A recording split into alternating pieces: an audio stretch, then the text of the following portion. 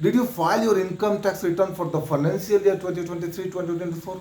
Or you are still waiting to file your income tax return? If you are waiting for filing the income tax return, then you have to file your ITR on or before 30th July 2024, यानी 31 जुलाई 2024 या उससे पहले आप अपना income tax return file कर दीजिए। ये किसके लिए मैंडेटरी है? ये हर वो क्लास ऑफ टैक्स पेयर्स के लिए मैंडेटरी है जिनके ऊपर ऑडिट एप्लीकेबिलिटी नहीं है।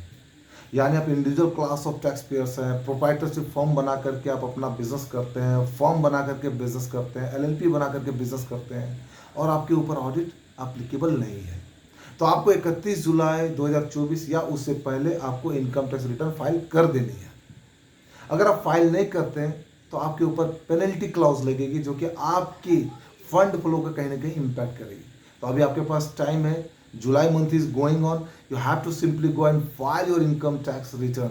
And in case you are finding any issue in filing the income tax return, then I am here suggesting to help you to file your income tax return in a very easy manner.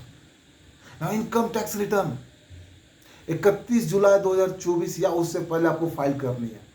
अब सबसे बड़ी question ये आती है कि कौन सा form आपको यूज करना है इनकम टैक्स रिटर्न फाइल करने के लिए, क्योंकि काफ़ी सारे फॉर्म्स हैं, ITR 1, 2, 3, 4, 5, 6, 7। अब ये 7 फॉर्म में आपको कौन सी फॉर्म यूज़ करनी है, कौन सी फॉर्म्स आपके ऊपर एप्लीकेबल है, ये बहुत इंपॉर्टेंट है। बिकॉज अगर आप गलत फॉर्म यूज़ कर लिए तो आपका इनकम टैक्स असेसमेंट का चांसेस बढ़ जाएगा, आपके रिफंड रुकने के चांसेस बढ़ जाएंगे। तो आपको ये समझना पड़ेगा कि which one form that is applicable in your case. Now understand, अगर आपके पास सैलरी इनकम है, हाउस प्रॉपर्टी इनकम है और कैपिटल गेन इनकम भी है, कुछ बिजनेस इनकम भी है, कौन सा फॉर्म आप यूज करेंगे? आपके पास 10 हाउस प्रॉपर्टी का इनकम है और साथ में सैलरी इनकम है, कौन सा फॉर्म आप यूज करेंगे? आपके पास डिविडेंड इनकम है, इंटरेस्ट रिसीव इनकम है, साथ में बिजनेस इनकम है, कौन सा फॉर्म आप यूज करेंगे? आपके पास वेरियस काइंड ऑफ इनकम है, सारे हेड्स के अंदर इनकम आपके आते हैं, चाहे वो सैलरी है, हाउस प्रॉपर्टी है, कैपिटल गेन है, बिजनेस प्रोफेशन है और कैपिटल गेन है, तो आप कौन से फॉर्म यूज करेंगे? ये बहुत इंपॉर्टेंट है आपके लिए form. Now in this video I am trying to convince you, I am trying to explain you that which one form is important for you. Now understand, ITR 1, 2, 3, 4 ये जो 4 form होते हैं ना, अगर आप इंडिविजुअल हैं, HUF है and partnership form है अदर देन LLP, तो आपके ऊपर ये फॉर्म अप्लीकेबल है। अब ये ITR 1 किसके लिए? अगर आपका इनकम 50 लाख तक है, एक हाउस प्रॉपर्टी से इनकम है, कुछ आपके पास अदर सोर्स ऑफ इनकम है और एग्रीकल्चर इनकम है जो कि 5,000 रुपये तक है, तो आप ITR 1 यूज़ करेंगे। अगर आपका इनकम 50 लाख से ऊपर है, साथ में एक हाउस प्रॉपर्टी से ज़्यादा का इनकम है आपके पास, यानी 2 हाउस प्रॉपर्टी है या 2 से ज़्यादा हाउस प्रॉपर्टी है, साथ में आपके पास कुछ कैपिटल गेन का भी इनकम है और कुछ अदर सोर्सेज का भी इनकम है, तो आप ITR 2 यूज़ करेंगे। इन दोनों में अंतर समझ रहे हैं आप? 50 लाख का बैरियर यहाँ लग गया।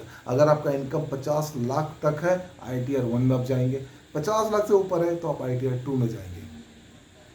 इसके साथ अगर आपका इनकम सैलरी इनकम भी है, कुछ आप फ्रीलांसिंग करके कुछ इनकम कमाते हैं, कुछ बिजनेस प्रोफेशंस में भी आपका इनकम है, राइट, कुछ कैपिटल गेन इनकम है, तो आपके लिए ITR 3 एप्लीकेबल है, क्योंकि आपका बिजनेस एंड प्रोफेशंस और प्रोफेशंस से जो इनकम आना शुरू हुआ तो आपका फॉर्म चेंज हो गया। तो अगर आपने सैलरी इनकम भी अर्न किया हुआ है, कुछ बिजनेस प्रोफेशंस का भी इनकम अर्न किया हुआ है, कुछ कैपिटल गेन इनकम भी आपके पास है, हाउस प्रॉपर्टी का भी इनकम है, तो आपको जो है ITR 3 यूज़ करना है। और ITR 4 अगर आपके पास जो इंडिविजुअल HUF और पार्टनरशिप फॉर्म इनके ऊपर ये एप्लीकेबल हो जाता है।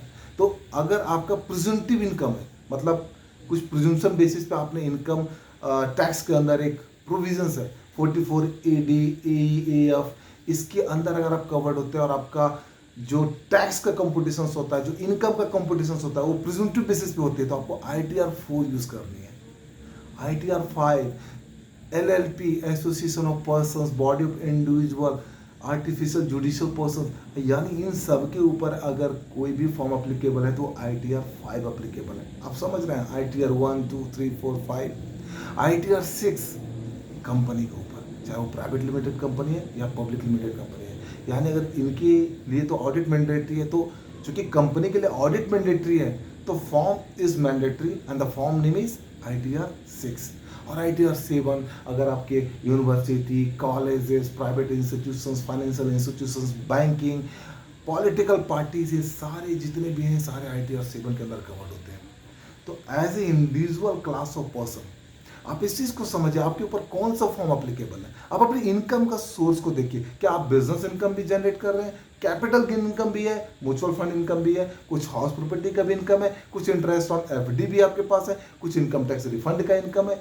आपको देखना अगर इन तरह का इनकम है, बिजनेस इनकम जहां इंगेज हो गया, जहां आपके पास बिजनेस इनकम आ गया, आपके लिए ITR 3 अप्लीकेबल हो गया। और अगर प्रिजम्पशन बेसिस पे अगर आपका इनकम कंप्यूट हो रहा है अंडर बिजनेस एंड प्रोफेशन, तो आपके ऊपर ITR 4 अप्लीकेबल हो गया। ITR 1 और 2 बहुत सिंपल है। अगर आपका इनकम 50 लाख तक है, एक हाउस प्रॉपर्टीज का इनकम है अगर आपके पास, तो आप ITR 1 यूज करेंगे।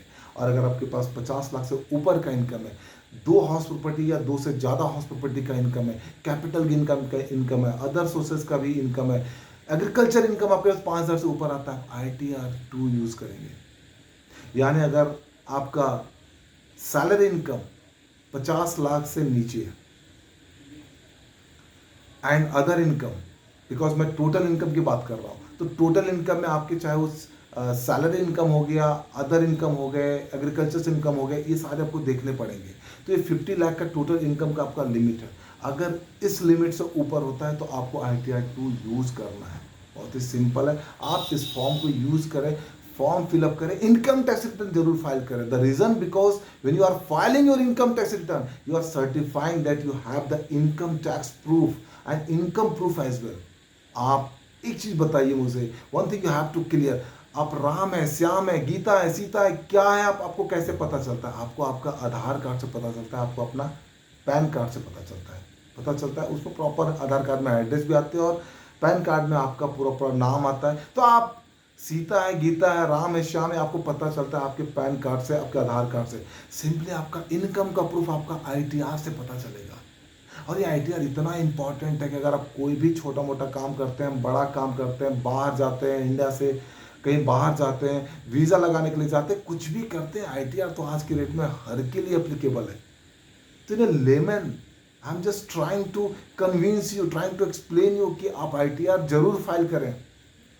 And you'll be surprised to know that in a country like India 140 crore की पॉपुलेशन से और फाइलर की संख्या only 5 crore, it is around 4% of the total population. आप अंडरस्टैंड कीजिए कि कितने कम लोग ITR फाइल करते हैं। और ITR क्यों कम फाइल करते हैं? क्योंकि उनको ITR का आइडियाज नहीं होता है। उनको लगता है अगर ITR फाइल करेंगे तो मेरे पास असेसमेंट आएंगे, नोटिस आएंगे, मैं कैसे रिस्पॉन्ड करूंगा, मैं प्रोफेशनल टैक्स कंसल्टेंट को कैसे ढूंढूंगा। So there is no more worry. In a digital world, everything is available in your feet. What is important here, you have to start to file your ITR. In case you are finding any kind of issue, I am here to support you. Please comment on my inbox. I am here to support you. ITR file करना बहुत ज़रूरी है। ITR file करेंगे, आपका income का proof आपके हाथ में आएगा। ये इनकम का प्रूफ आप कभी भी कहीं भी यूज़ कर सकते हैं। और सबसे इम्पॉर्टेंट, अगर एक बार आपने फाइल कर दिया, ये रिकॉर्ड आपके लिए परमानेंट बन जाता है।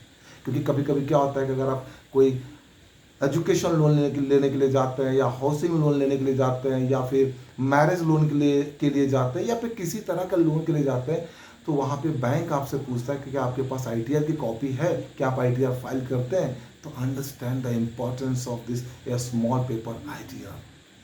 एक छोटा सा पेपर आपके बड़ा काम का है। तो आप ITR जरूर फाइल करें, इनकम टैक्स रिटर्न जरूर फाइल करें। And in case you are finding any kind of issue in filing the income tax return, I am here to support you. This is Sajan Singh, you're signing out. Until we meet again. Thank you. Thank you.